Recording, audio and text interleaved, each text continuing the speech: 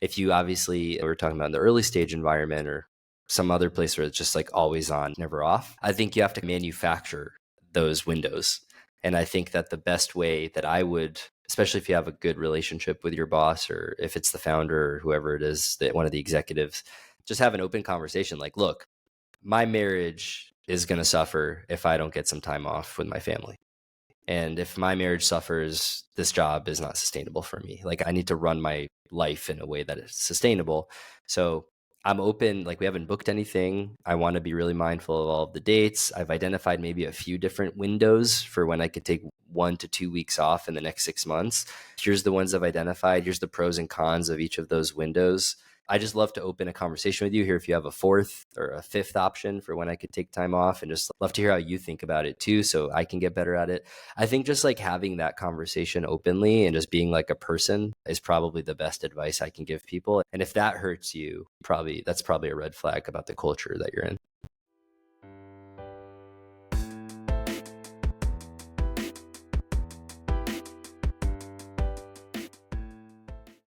Hey everyone, and welcome back to another episode of Supra Insider. This time, Mark and I got together and talked about time off, which is something that's very timely for both of us. I am wrapping up time off right now. Mark recently wrapped up his, and we wanted to get together and talk about something a lot of people in the community are experiencing at the moment, which is taking time off in the summer. Yeah, we talked about our specific plans for during the time off, what we did. We also talked about some of the common concerns that people have when they take time off, some of the tactics that we've used in the past or that we used for this vacation to be able to fully disconnect or feel like we could actually unplug, and what are some other personal benefits and what are some other learnings that we had during that time off that we're excited to incorporate into our day-to-days when we get back to New York. Hopefully this episode inspires others to take some time off, and we hope you enjoy it. All right, I think we're live. What up, Mark? Not much, man. It's been, so for some context, I think it's been probably like a month since we haven't been in a call together, or 3 weeks. So yeah, probably the longest time in 6 months. So it's good to see you, man. Yeah, we front loaded, I think, the content calendar to give us the time that we both needed to do our travels and meet our personal commitments outside of work during the summer. So I think that's been working well. Hopefully the audience hasn't noticed that we've been taking some time off, because we really do value consistency. But yeah, it is nice to see you after a little while off. And you and I were chatting as you're both respectively ramping back up in the last couple of weeks about whether it might be interesting to do like a one-on-one episode where we talk about time off. A lot of people are probably either taking time off right now or have recently gotten back from it, or maybe they're about to take it because it's summertime, it's August. And I personally have had very mixed emotions and feelings about time off over the years, and I know a lot of other people do, and we pulled the community, and we'll share some insights from the Supra members as well. But I think there's a lot to talk about with time off, and probably a good time to do it while it's still fresh for both of us. Yeah, it's funny. When you brought up the idea, I was like, I like it, but also I feel a bit of a hypocrite because this is probably the first time I fully disconnected in 2 years. So I'm definitely not a regular in terms of taking breaks and fully disconnecting. But now that I've done it, I'm like, okay, wow, that felt amazing. I definitely saw some benefits at a personal level, so some, the value that was added to the business. So I'm excited to share those. Yeah, let's set the stage, I think, for the conversation and for the audience.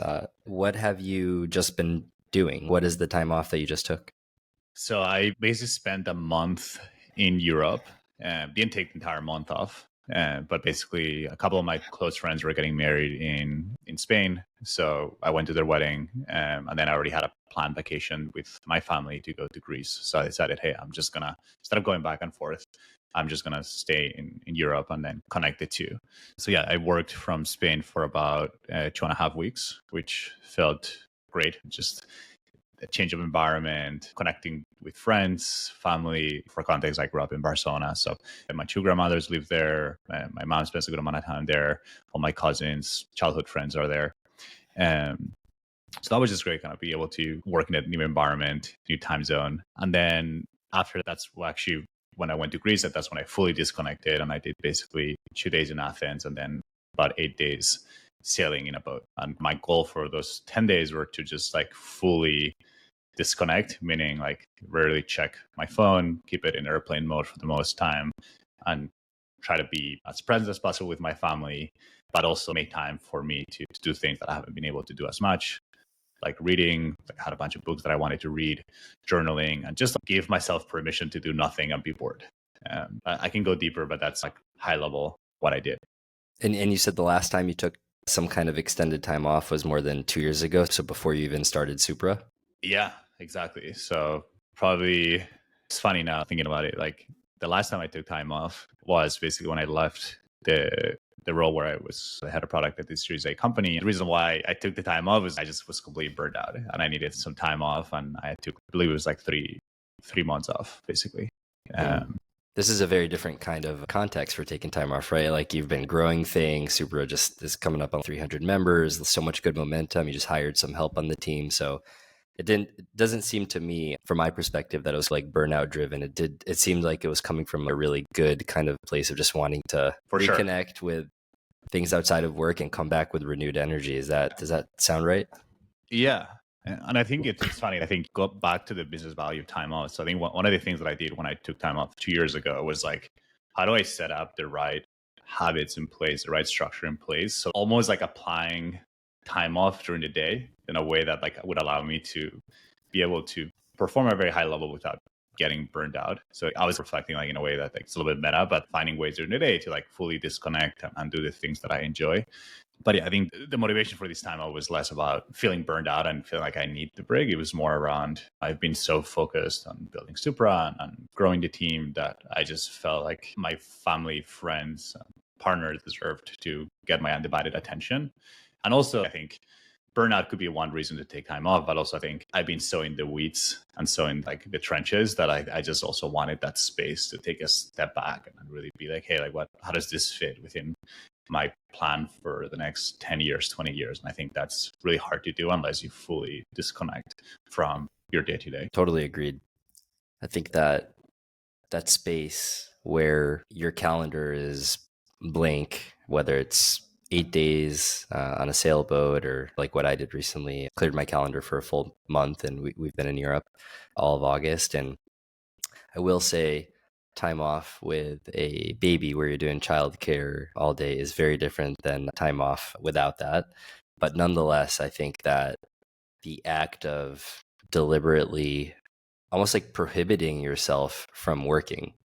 I was actually thinking in preparation for the pod last night about how it feels putting yourself in work prison where you're like just not allowed to work. And even if you want to work, you've created enough stuff to do that there's no room to work. And so for me, it hasn't been like a month of hiking in the mountains on my own or something like that. It's been a very busy month, but still not doing work the way I was doing it for the last 6 months and really for the last like couple of years. Do you want to share a little bit more about what you did in the last month and maybe what even motivated you to do that in the first place? Yeah, so the context is that my wife is French, and French people like to take time off in the summer. And so that has, every year we've been doing some travel together, whether that's to Europe or mostly to Europe to visit my wife's family in France. And last year we tried to do a month-long trip roughly, where I think it was maybe 3 weeks, where we wanted to work from France while we were visiting her mom and her dad on opposite sides of France. And we had our daughter with us, which at the time was 6 or 7 months old. And it was just a complete crazy, not vacation-like experience at all. Like we were doing childcare all day, working all night, and just burned. We were like more tired coming back from that trip than we were going. And then came back, worked, left my last gig in January, and I've been doing this fractional stuff we've been talking about for the last 6 or 7 months. So one of the benefits of the fractional life is the ability to put boundaries around the work because you don't really have a boss. So I worked really hard in July to make up for what I knew was going to be some time off in August. And when we were planning this trip, I was like, what if I just take the whole month off? That way I can be fully available for childcare. I'm not going to worry about dropping the ball on anything. So we ended up planning a month in Europe. So what we did is we started with a week at my father-in-law's, Then we went to Portugal for 2 weeks, and then we finished with a week at my mother-in-law's, and that's where we are now in France, on the east of France. And I would say it's been a really nice combination of family time with just exploration. We'd never been to Portugal before. We've heard a lot about it. So we stayed in 5 different places in Lisbon and around Lisbon. And getting back, I think I've had a lot of time to get my thoughts together about what I want to do when I get back. And that's one of the benefits, I think, of taking a big period of time off, especially if you're in some kind of fractional phase, or if you're your own boss like you and you're doing your own thing, and you can come back and you can literally decide, I'm not going to do these kind of things anymore. I want to do more of these things. And I didn't have, and I still don't actually have my September mapped out, other than the second cohort of my Maven course, which is going to launch at the end of September. I don't have any other engagements lined up. And so I deliberately stopped myself from trying to fill that time this whole time. So I've been like itching actually to get back to start to do the things that sound and feel most exciting to me after this time off when I get back.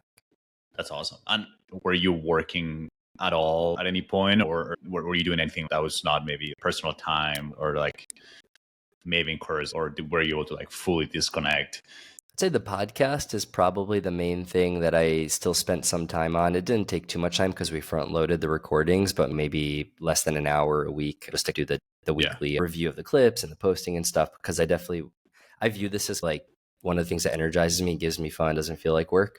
But no, I didn't do any advisory PM work. I didn't teach at all, do any Maven stuff. And I really didn't do a lot of content either on LinkedIn. I kept it pretty quiet. So yeah, it was mostly time off of screens, off my laptop. My wife would probably keep me honest and say I was still like writing some stuff or sending maybe some emails here and there, but I wouldn't consider it work. Like I didn't have real time to do it, if I'm fully honest. Like we were busy with our daughter all day, and then at night we were doing dinners and having drinks and going to sleep and doing the whole thing the next day. So it's been pretty packed. Yeah. And I know you mentioned that the last year was super intense. Like you felt actually, instead of coming back home recharged, you actually felt like you came probably more drained than when you left. Do you feel like now the tables have flipped this year, and then you actually felt like that time you feel more rested and ready to go? Yeah. I mean, last year I felt like I genuinely dug myself into a hole. I was burning the candle kind of on both ends. It was my first time doing extended travel with my daughter. So I didn't have the knowledge to set proper expectations for what could be expected of me at work during that period, because I didn't even know. And then I wasn't able to even sit down for dinners with my in-laws when we were visiting them, because I had to go jump on Zoom calls the moment that we put our daughter down. So I wasn't really able to be fully present with them either. So I felt like the whole trip was a blur in hindsight. This time I've been just living full days of just like being a dad and a husband and a person. One of the things that I'll love to get into in this conversation is some of that. I don't say like guilt might be the right word, but there's, for me at least, it takes the flavor of a voice that kicks in and is, you're being lazy. You're not putting in the hours and the effort that everyone else is putting in right now. You're falling behind. So there's like some of that kind of debt that I feel like I'm going to have to, that I'm feeling itching like to pay off, but it's not like a negative energy. It's like it's a powerful energy. It's making me hungry to get back into the things and really go hard. And then for the next few months before leading up to the next, we kind of have a sprint, right, between now and the end of the year and like the holidays. Yeah. So I look at this 3-month period that's coming up as like a solid chunk of time to get a bunch of stuff done that I'm excited about. Yeah. If you work at a company, or maybe you have teams of people under you, like what is about the business about you taking time off, and then maybe you can take some, move into some tactics or things that we both use to fully disconnect or to make the most out of that time. Yeah, I'm happy to talk about how I've taken time off in the past as an employee, and how I've perceived other people around me taking time off as well, and how I've perceived like the leaders that lead the companies that I've worked at taking time off. I'll start by maybe saying I think there's a little bit of a perception that the higher up you are in an organization, the less backlash there might be for taking time off. I don't know. Would you agree with maybe that stigma? You're basically saying that if you are, the higher you go, the more acceptable it is to take time off, or the less people will judge you or will criticize you or will confront you, being like, hey, like, why are you taking 2 months off, or why are you taking a week off? Yeah, like if Mark Zuckerberg wants to take a week off, he's beyond caring, I think, what maybe other people think about that, is what it seems to me. Whereas I think if you're a senior IC PM or a VP of product or someone who's working for a CEO at a very intense company, if you want to take 2 weeks off, I think that those come with different charges. Yeah, I think it's interesting. Actually, I would draw the distinction less about like how high up you are, but whether you're the founder or not. I know a bunch of people like through secondary connections that are maybe like execs or CEOs at big companies, right? And those people take very little time off. And I think probably the reason for that is they want to have a ton of work, right? And then also, I think they probably what got them to that position was they're really enjoy what they do. They have a hard time disconnecting. Part of the reason why they've been able to get ahead is because they've worked longer and they've been able to stay in that kind of longer hours, longer weeks for a long period of time, which probably has allowed them to accelerate. So I think, and at that point, right, you make it to that CEO exec level at 40, 50, like it's really hard to break those habits, right? But I think founders, I think usually they tend to think a little bit more differently. And I feel like they tend to deal with these things into first principles in a way. And I think also they go into a lot of different identity rediscovery or crisis in a way, like, oh, like they get a big windfall, right? And then they need to figure out like, what is my purpose in life, or what do I want to be spending my time? They don't really need to work. A lot of them don't, especially the successful examples, don't really need to work again. So I think they need to create these systems of like, how do I find purpose? And then how do I continue to deliver value in There's like different, it's almost like different types of time off, right? There's the time off where you're in the middle, like the time off that you just took, where you're still in the grand scheme of things, it seems to me like in the just getting started phase of building something really special with Supra. You're very excited, lots of momentum, took some time off just to disconnect and come back fresher. That's one type of time off that people take. And I think generally speaking, that's the one that I don't think has a lot of stigma or negative social repercussions, let's say, within a company for people doing something like that. There's another kind of time off, which is more of, let's call it a sabbatical, right? Where someone wants to take 3 months off, a year off. Some companies give employees like a month off every 5 years or something like that. They try to normalize it. And then I think there's those big chunks of time off, like taking a year, what's Steve Jobs did, going to India and like living in an ashram or something like that when he was trying to figure out what he wants to do with his life next. On the other side of the spectrum, there's like taking time off within each day, right? Almost like finding that maybe like hour and a half break where you're fully disconnecting, right? And you're recharging. Like Winston Churchill is known for taking naps every day, right? Or Tim Cook, I think, is big into like just lifting and exercising. So I think that's like another degree of time off that I think about, of just like finding ways during the day to like actually do the things that you love. Yeah, but I agree with your also distinction about the kind of like founders versus non-founders. I know that for the good or the worst, I do think there's this like hustle culture in Silicon Valley where if you're going to be successful, you're going to have to grind a lot. And I do think that's been reinforced by some of the most successful companies are run by workaholics, right? People who, if you actually force them to take a week off, probably would feel like it's torture. They just love working all the time, right? When I was reading Elon Musk's biography, wasn't there a quote in there that he said he's learned to stop taking vacations because the 2 vacations he took almost killed him? So I'm not saying I don't have that relationship with work. I like working, but I also like doing stuff outside of work too. And I think one of the things could be good to get into is, like, why, what are the benefits of doing it? It's not self-defeating behavior. I don't think it's like a self-sabotaging behavior in my view. But I'm open to changing my mind on that if there's reasons to think so. By the way, and I think the motivations for taking time off are like also very different, right? Like I think some people actually take time off because they want to even get better at their job and grow their companies even further, right? Like they know, hey, if I take time off, I'm going to be able to have the time to think, zoom out, and then be more productive, or I'm going to be able to rebuild my relationships with people that I've been neglecting. That then is going to allow me to then go back into this focus mode because I charge those trust batteries. And then some other people are like, hey, actually having fun and then traveling is really important to me. And then I cannot be a happy person unless I'm doing those things, right? But I think different people have different reasons for taking time off. And then some other people are like, hey, like I'm about to burn out heavy. Either I do this or 2 months, I'm just going to have to quit because I just cannot really function, right? So I think when taking time off, being honest with yourself, which camp do you fall in under? And then based on that, like how should you design your time off, right? Agreed. I remember it blew my mind when I was working at Facebook. They do not have unlimited vacation there. You accumulate your PTO days, and I think you can max out, if I'm not wrong, at 30 days of accumulated PTO, but you only get 25 days a year.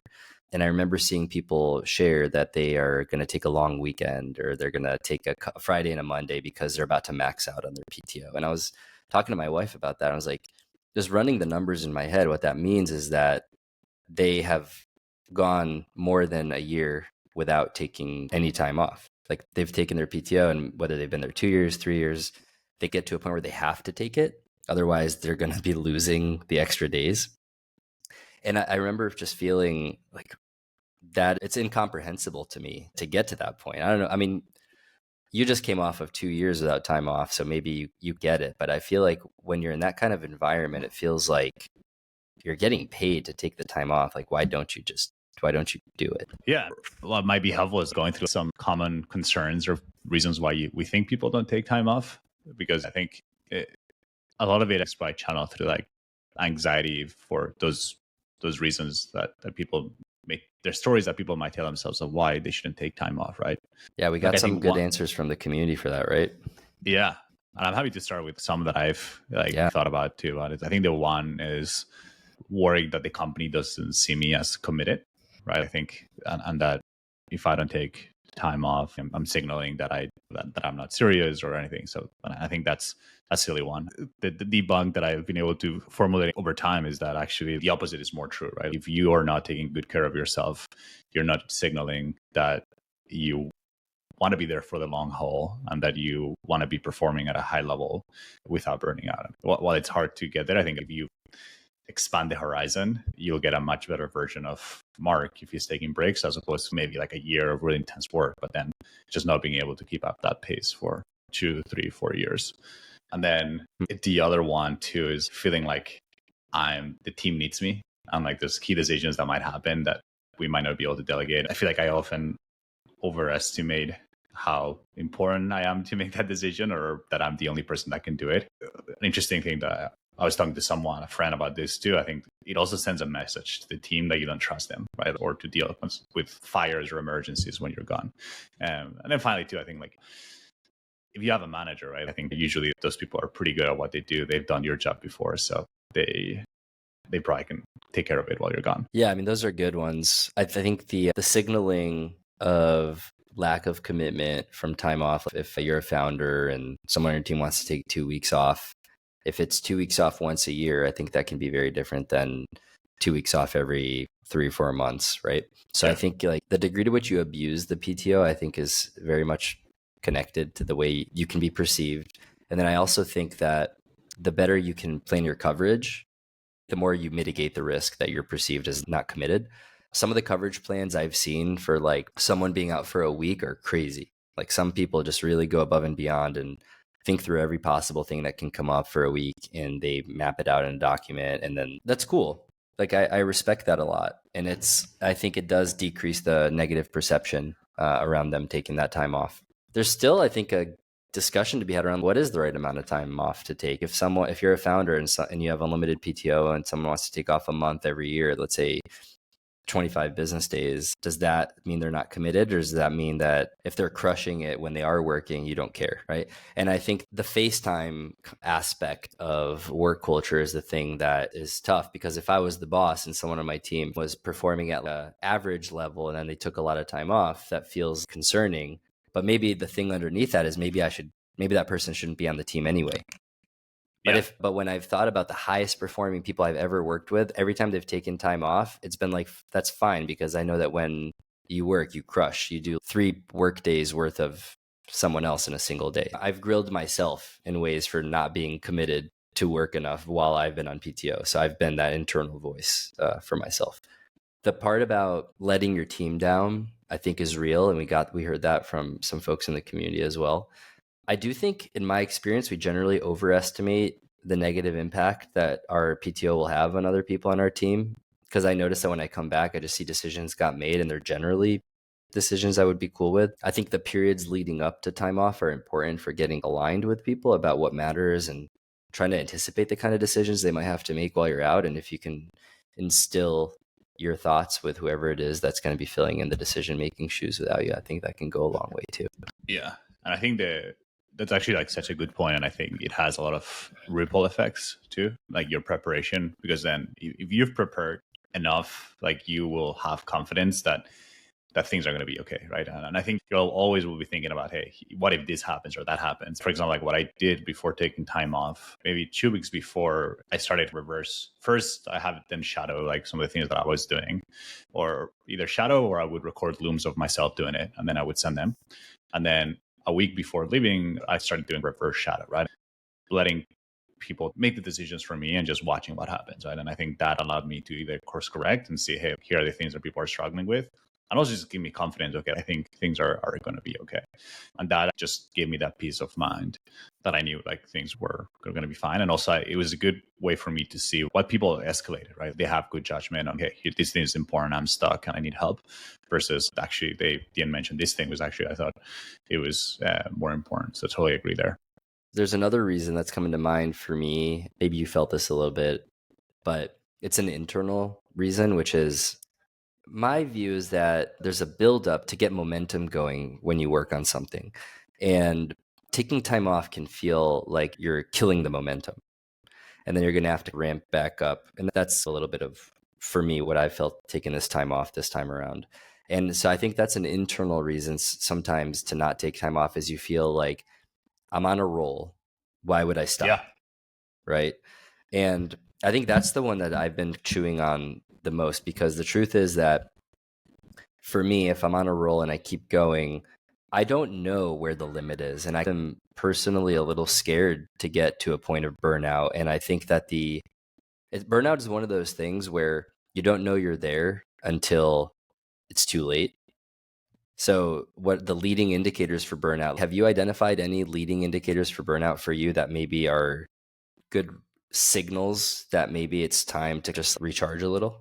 Maybe before I do that, I actually thought a lot about the momentum thing. So I feel the same way, right? I think in a way I'm setting the pace for the team. I'm setting the pace for the community. So not being there to set the pace like almost can kill the momentum. But I think the thing that really helped me there when I was reflecting and journaling is that actually like something that is way more scary than losing momentum is doing things because you have inertia, right? And that might mean spending energy on things that you're just doing because you have been doing them, and you actually haven't made the time to reflect and think, is this the right thing to be doing? And is it getting the results, or is it giving me what I was hoping to get out of it? And I think that's true for not just work, but friendships, relationships, the partnerships. I think just inertia can be so dangerous sometimes. Oftentimes, if you can identify things that you're just doing for the sake of inertia, can then give you a lot more time and energy to then go in and actually pick up that momentum and actually invest in the things that are actually really going to move the needle. So that's the justification for me, and that came out a few times when I was like journaling and reflecting. So that's one thing. And then in terms of leading indicators for burnout, is for me, it's a couple of things. I think one is how excited I am for the sake of doing things. And then, so that's one. Do I wake up and I'm like pumped to get the day started? I'm like, oh shit, like I have this like long list of things that I don't want to do. And, I cannot wait until 10 p.m. like sets in. I think the other one is like the quality of my work. Like I can just tell, am I doing something because I want to do a great job and I want to crush it? Or am I just like doing it to check the box and like move to the next thing?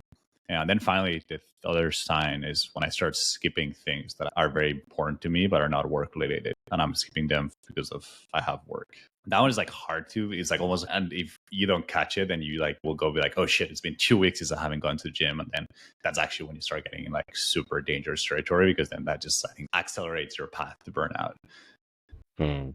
That's resonating a lot.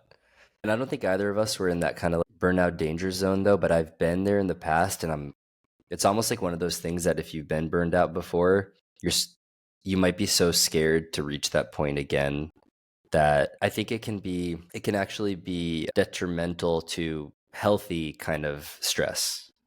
And I think Sure. I think there is a certain amount of healthy stress, like sustained healthy stress, that is good and productive and helpful. And the kind of stress that like really puts you at the edge of what you're comfortable with, and it forces you to grow and get better. And I think for me, one of my ongoing things I'm trying to do is not confuse that kind of stress with the negative kind of burnout stress. So I appreciate you sharing that. Do you have any leading indicators that you're burning out? And then also like anything that you do to get you back on track?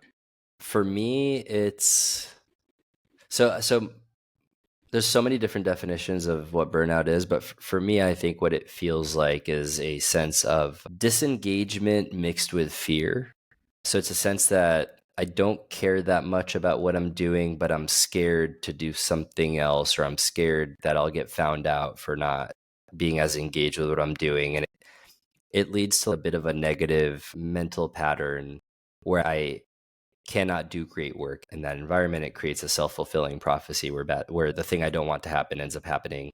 I actually am very resilient with coming back from stuff, but usually for me, that's like when I know it's the beginning of the end of something, is when I feel like I start to feel like fear versus excitement.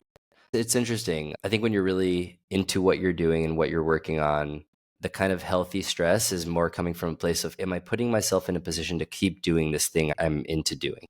Is it sustainable, or am I stressing? Am I pushing myself too hard or something like that? I think that's probably where you were coming from with your time off, if I'm not off. Yeah. Mine was slightly different. One was like, I need to keep my family life intact and things going. And it was less of a concern that like I'm burned out at work or anything work related. It was more like I need to wind down work so that I can do the other stuff. It was almost like the other stuff is missing my attention and my love and my time and quality time and stuff like that. This time off felt to me like it was a little bit of a tax. I was excited about it, but when I was in it, it felt like overhead for keeping life healthy. It's Yeah. kind of what it felt like. Yeah. By the way, it felt similar to me as well. I feel like I've been so focused that I need to make it up. The way I do that is by being super present, disconnecting, not looking at my phone, being fully there, because I haven't been doing that for the last 2 years as much as I could.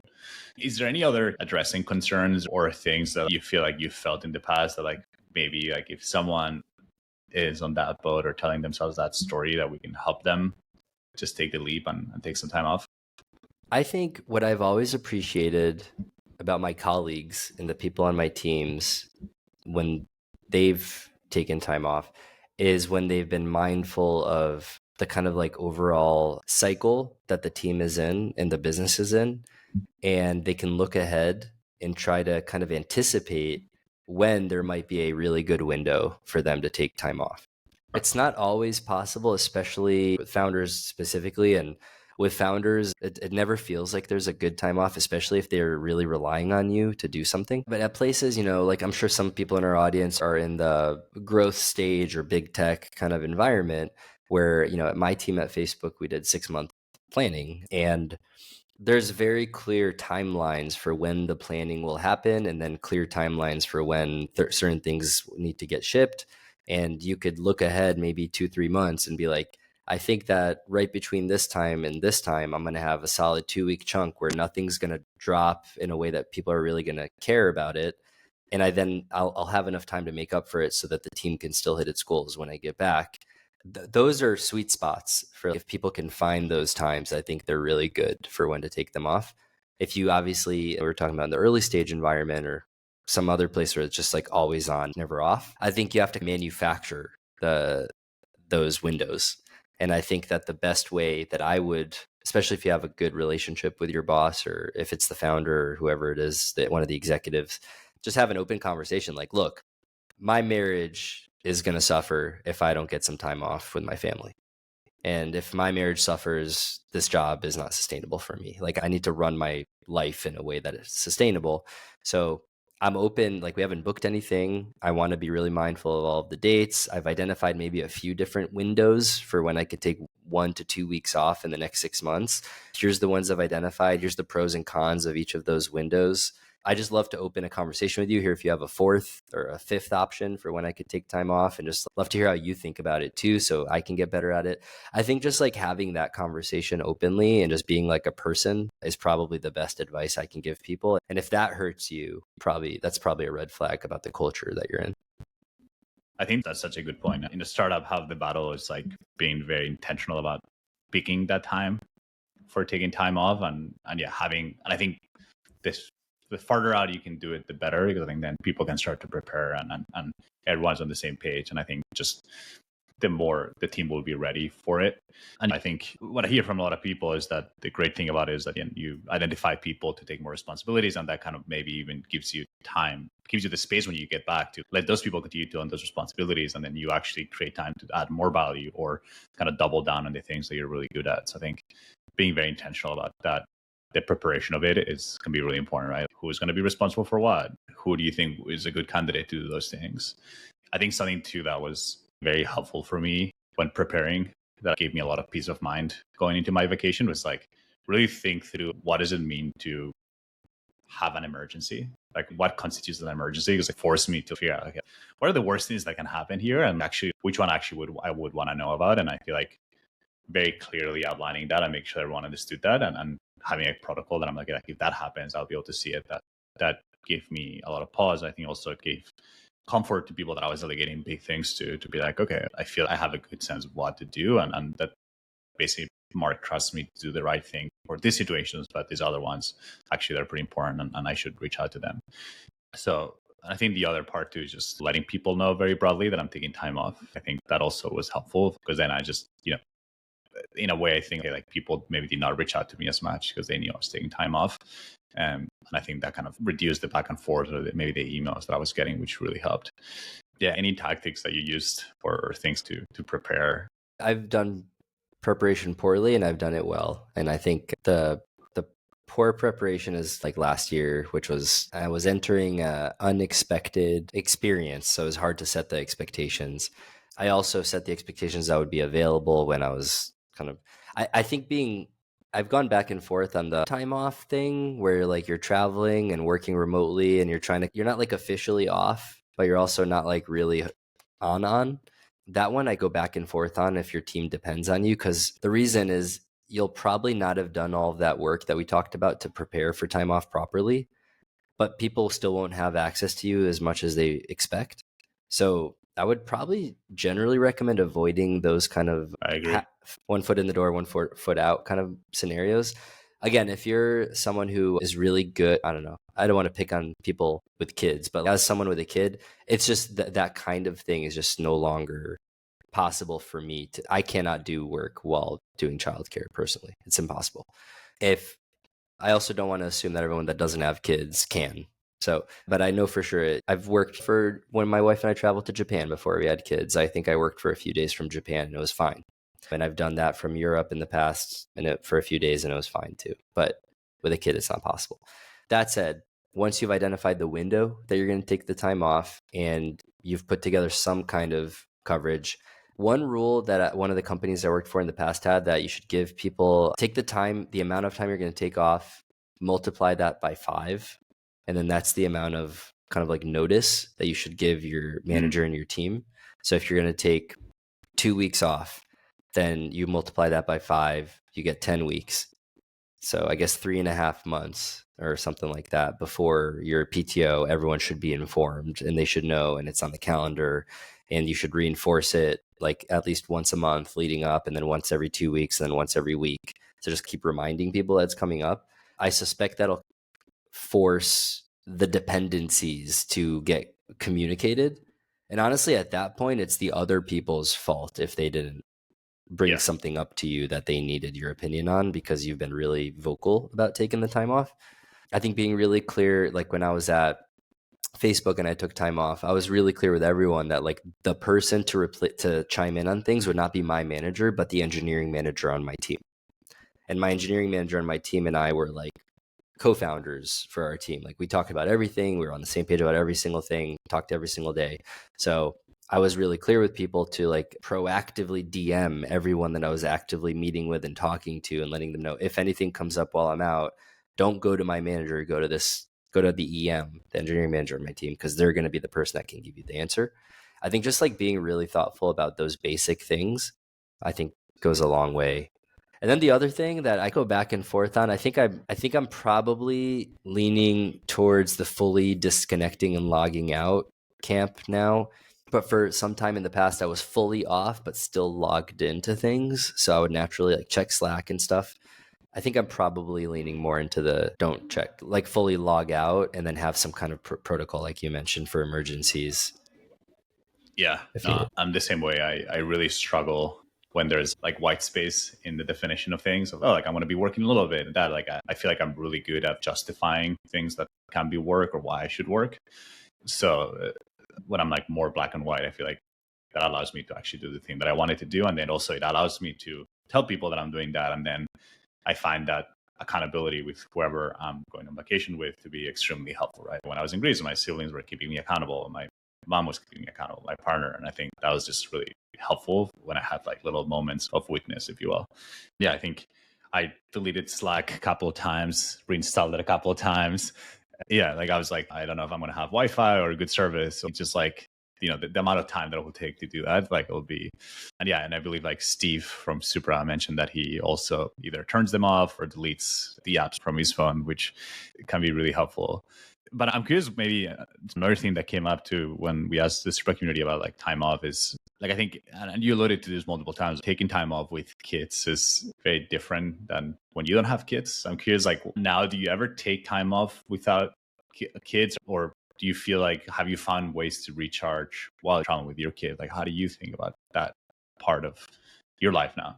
yeah, so right now we're visiting my mother-in-law in the east of France, and she and her partner love watching our daughter. And like yesterday, they took her to the zoo for 5 hours while my wife and I took our laptops and got some work done. So that helps. I think that when you can spend time with family that is capable and interested in watching your kids, it does create the space for you to take time off. My wife and I never used to take vacation with our families when didn't have kids, but earlier this year we went to Guadeloupe for a week with my mother-in-law and her partner, and they took care of our daughter while my wife and I went to a waterfall and did a waterfall hike and got some lunch together. And so I think like family can really help take time off. But when we were in Portugal, we didn't have any family with us for 2 weeks, so we were on our own with our daughter. And on one hand, it was really intense and it did not feel relaxing. And then on the other hand, I felt like I settled into a mode of presence with my daughter that I probably struggle to get into in a normal environment. And and I think that can help. It's not exactly a way to relax while you're on traveling with your kid, but it's a way of feeling like they're not getting in the way of the thing you want to be doing, but rather they are the thing that you want to be spending time with. So I think that level of presence is helpful. But my old boss, AJ at Attentive, one of the co-founders, said something really smart to me. He said, traveling with kids it's not vacation. It's just doing childcare in a different location. And I think that is certainly how it feels to me. And we don't have the daycare as a backdrop. Yeah. So yeah. I thought something that someone else who commented on the thread about taking time off in Supra was Luisa. And something that was really smart that Luisa said was like, I think she has a couple of kids, is that doing day dates, like when you're staying local, like that can be like extremely recharging too, because your childcare is already covered, right? So you actually can do and fully disconnect, which I thought it was like really smart and did not think about it. Do you ever do that? I don't, the only day dates that I think my wife and I have done are when daycare is open and there's some kind of holiday that our work is taking off. We've taken those days, or like the week of Christmas, I think daycare was open, but the companies shut down. So we did a few like staycation days in New York, and that was awesome. Like getting to go to a bunch of restaurants we usually couldn't go to because we're not free at night. But I think that is a really good tip, and I think I want to try it. The other one that I want to figure out how to do, actually, one of my realizations now that I'm here and I have some time, my mother-in-law lives near this big forest. So if you walk like 5 minutes from her house, you get to this trailhead and there's no one out there and it's beautiful. So I've been doing the last couple of days, I've been going and just walking on my own for an hour and a Nice. half up there. And I had this realization that like, why don't I carve out like one day a month and just take a car from New York and just go out to the woods and just go hiking for a couple hours on my own?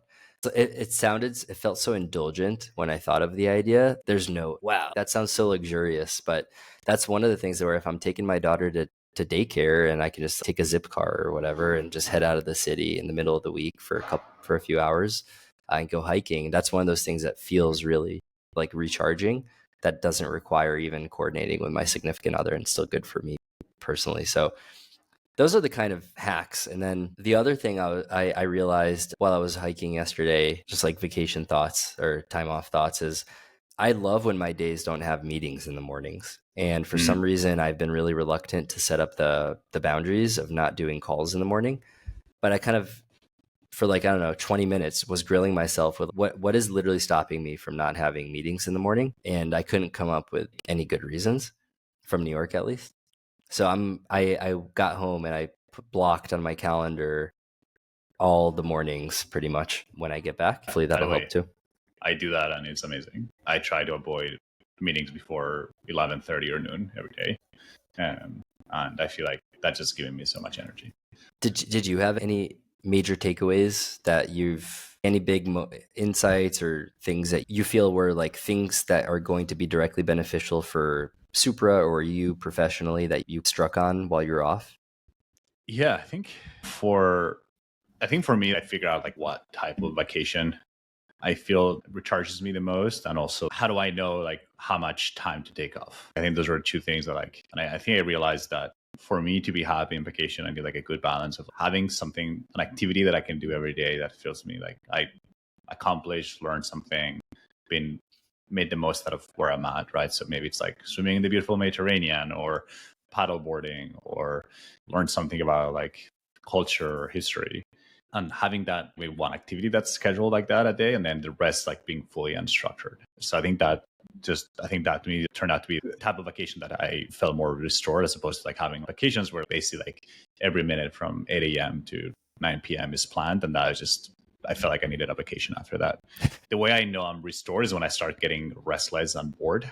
But then I feel like I wish I would have had a couple more days to take that energy and see what came out of it. Because I think in the beginning I was like a little bit lower energy. So I think like, okay, like what kind of reflections or insights I would have had if I would have been able to use that energy. I think another insight for me coming back from it is that I realized that a lot of the things that I thought I couldn't delegate actually can be delegated, right? What that means is that I think I should spend more time thinking, what are the actual things that actually give me a lot of energy, and how do I make sure that I just don't do the things that don't? Because now I'm confident that I can probably find someone to do them for me. So I think that was a big one. By seeing what happened when I was gone, I felt like my mental model for what I can do and others can't do completely shifted. I think something that was helpful too for me, that also going into the vacation, having a set of like goals or things that I wanted to get out of it. Like I was like, I want to read 3 books that I have been postponing that I was really excited to read. I want to journal, and I want to spend quality time with friends. And I feel like just feeling like I'd have accomplished those things in a way, it made it feel productive in a weird way. I think that's the way I'm wired. So it just made me feel really good about that vacation.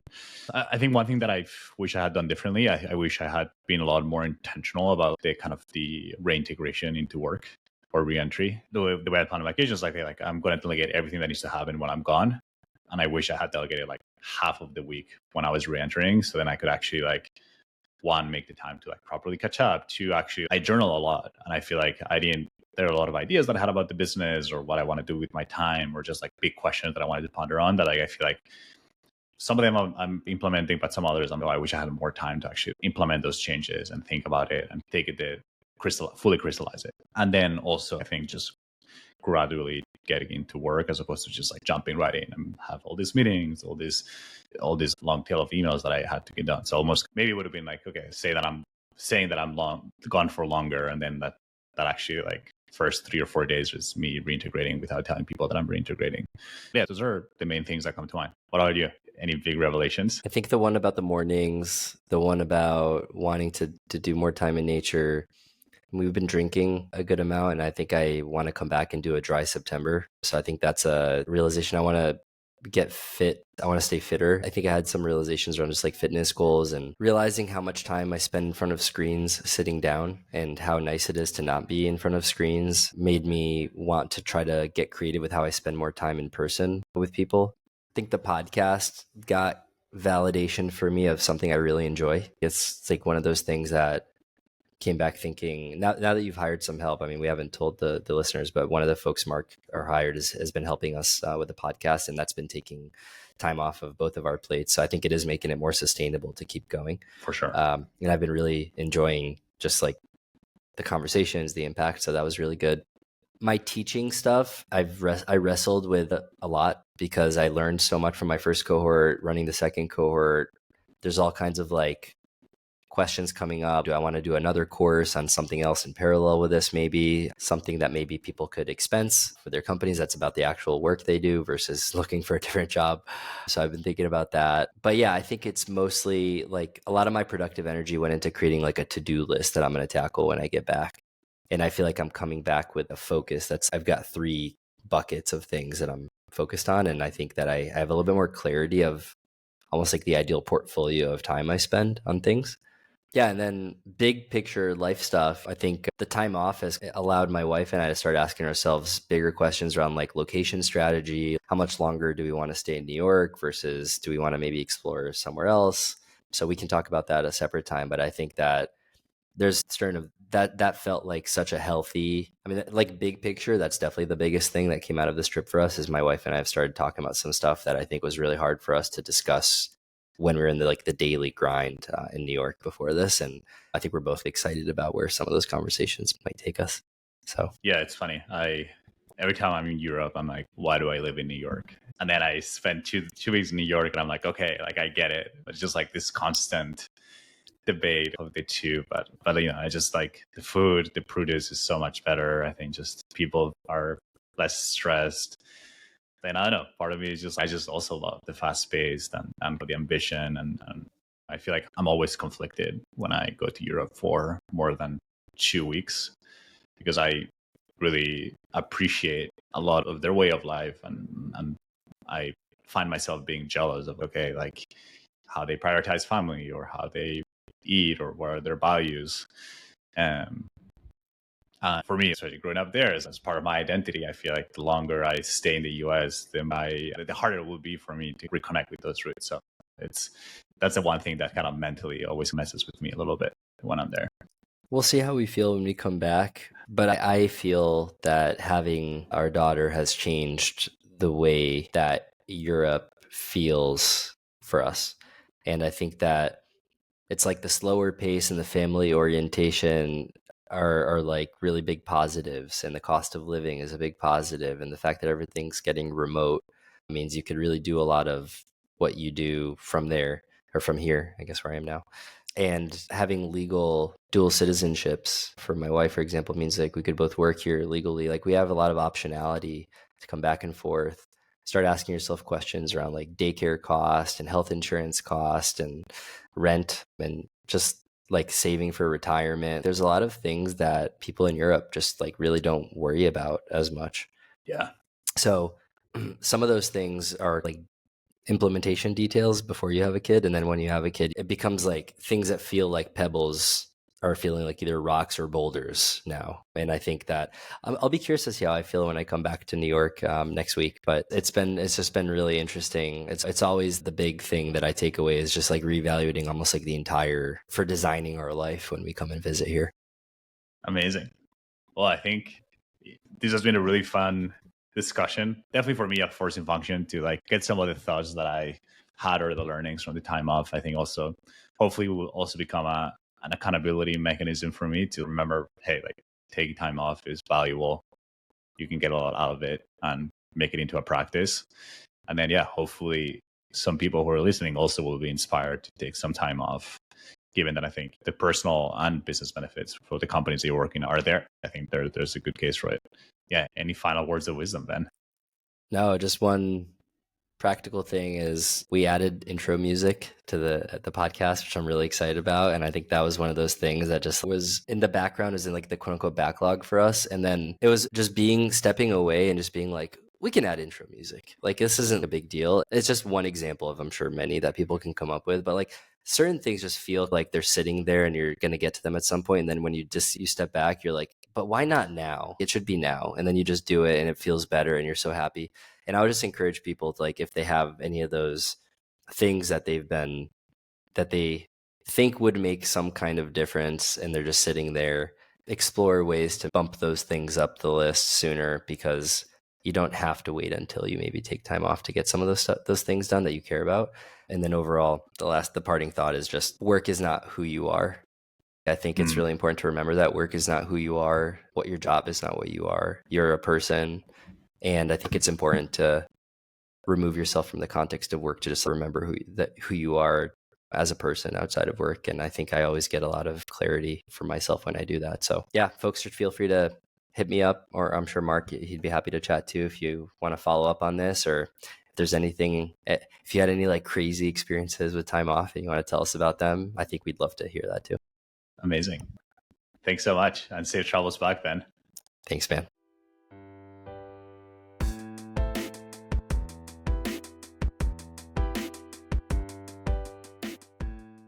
If you enjoyed this conversation, please share it with someone who you think would benefit from it as well. We really appreciate it. We'd also love a follow or a rating on Substack, Spotify, or YouTube. That's going to let other people find us. And if you have any topic recommendations for a future episode, please send myself or Mark a DM on LinkedIn. We'd love to hear from you. Thanks.